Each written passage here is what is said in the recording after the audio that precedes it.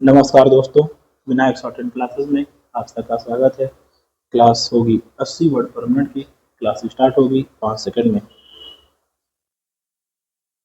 Ready, start. सभापति महोदय, अध्यक्ष महोदय और मित्रों, आपने अध्यक्ष महोदय से मेरी भरपूर प्रशंसा सुनी है। उन्होंने जो कुछ कहा है वह उनका कृपा भाव है, लेकिन इससे मैं कुछ भटक सा गया हूँ, क्योंकि मैंने आशा की थी कि हम यहाँ केवल एक दूसरे की प्रशंसा करने के लिए नहीं मिले हैं, बल्कि यह विचार करने के लिए कि देश के सम्मुख समस्याओं का कैसे सामना किया जाए। हमारे सामने जो समस्याएं हैं, उनके हल के लिए हमने क्या किया है और क्या करना चाहते हैं, इसे बारे में हमें साफ बात करनी चाहिए।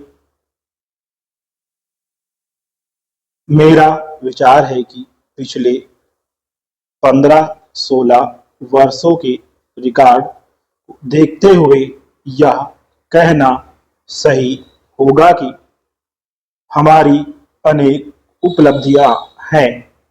एशिया में अपने पड़ोसी देशों से तुलना करते हुए अपनी सफलताओं के कारण हम सबसे अलग हैं।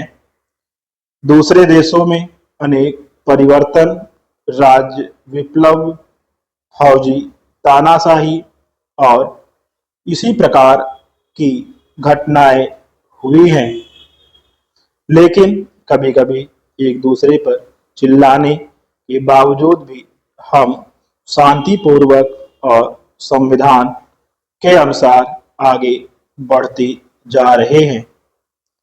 यह जीने का शायद घिसा-पिटा तरीका अनुभव हो, लेकिन ऐसा करना कोई साधारण उपलब्धि नहीं है। जो भी हो, जब कोई बाहरी व्यक्ति भारत और आसपास के देशों को देखता है तो केवल इसी तथ्य से प्रभावित होता है। हमें याद रखना चाहिए कि हम जिस लोकतंत्र का दावा करते हैं, जिस पर चलते हैं, अधिकांश देशों में उसका विकास नहीं हुआ है।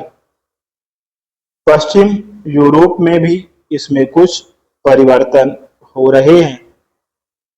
हमने जिस लोकतंत्र की स्थापना की थी वह अधिकतर ब्रिटिश और अंशतः अमेरिकी ढंग से लिया गया था। अमेरिकी संघीय ढांचे से हमें कुछ विचार मिले, लेकिन हमने जिस संसदीय शासन प्रणाली को अपनाया है वह अनिवार्यता ब्रिटिश है। यह कल्पना करना कि यह स्वतः ही सही चीज थी ठीक नहीं है, क्योंकि अनेक देशों में यह सफल नहीं हुआ है और कोई नहीं जानता कि दूसरे देशों में भविष्य में इसका क्या होगा। भारत में मेरा विचार है कि हम लगभग सफल हुए हैं। मैं ऐसा करने का दुस्साहस नहीं कर सकता कि हम हमेशा सफल होंगे, लेकिन अब तक सफल हुए हैं और हमने काफी मजबूत नींव रखी है। संसदीय लोकतंत्र अनिवार्यता, कानून और रूढ़ियों या परंपराओं पर आधारित है। संविधान के कानून से भी अधिक यह रूढ़ियों और लोगों के व्यवहार पर आधारित है। Yeah.